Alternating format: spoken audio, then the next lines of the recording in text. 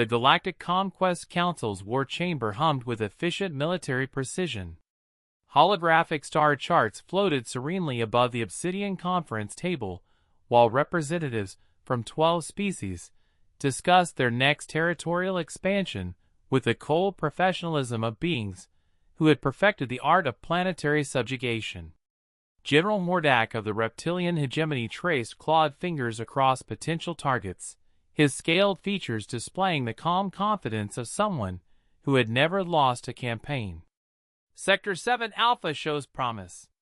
Multiple inhabited worlds, limited defensive capabilities, abundant resources.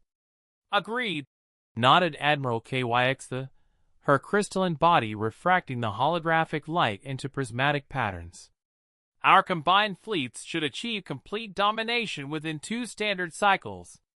The other council members murmured approval as logistics officers updated casualty projections and resource allocation models. This was routine work. The systematic expansion that had brought their alliance control over 40% of the galaxy. Excellent, declared Supreme Commander Thelvax, his gaseous form shifting with satisfaction. Computer, display detailed scan of primary target world for final approval.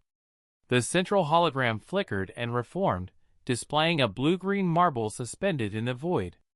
Continents swirled with white cloud formations. Oceans glinted with reflected starlight.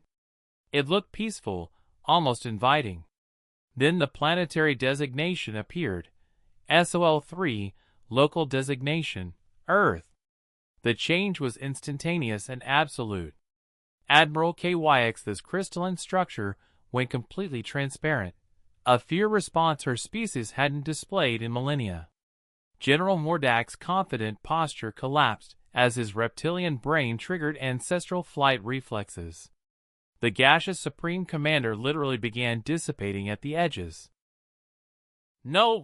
whispered Tactical Coordinator Zeflin, her insected mandibles chattering uncontrollably. "No, no, no! Anyone but them!" The chamber erupted into chaos as 12 different species' panic responses activated simultaneously.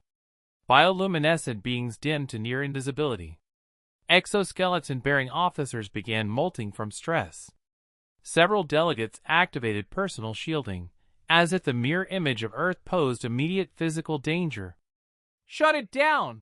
roared General Mordak, his military composure completely shattered. "Shut the display down now!"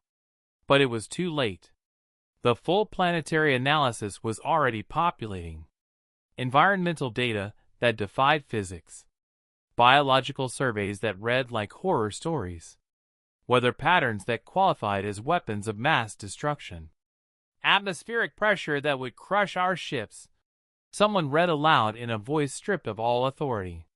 Gravitational forces that would snap our bones. Electrical storms that make our plasma cannons look like children's toys. Intelligence Officer Kelnara's usual confidence had evaporated entirely. "The dominant species calls these conditions home. They reproduce and raise offspring in environments that would kill our most elite soldiers in minutes. Remember what happened to the Void Empire," Admiral KYX said, her voice barely audible through her fear-crystallized form. "They sent 3 battle groups to subjugate this world. 3. The most powerful military force in known history. What came back?" asked a junior officer who was clearly too young to know the stories. The silence stretched until Supreme Commander Thelvax answered, his gaseous form now barely visible. "Peace Corps volunteers. All of them. They established an interspecies cultural exchange program and started teaching human children about the beauty of diversity in the universe." The junior officer's confusion was palpable. "But that's impossible. The Void Empire doesn't do cultural exchange." "They barely acknowledge other species exist."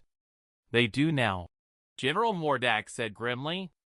"Last I heard, their former fleet admiral was running a soup kitchen on some human colony world, helping feed refugees from conflicts across the galaxy.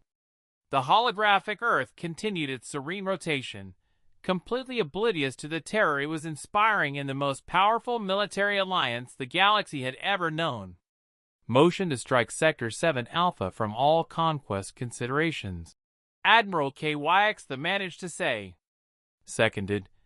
Came from multiple sources simultaneously. Motion to classify Earth as a no-approach zone for all military vessels.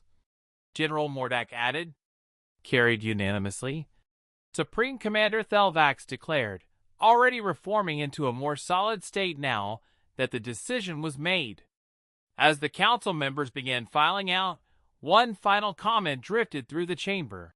Maybe we should consider the Andromeda Galaxy instead. I hear it's lovely this time of year.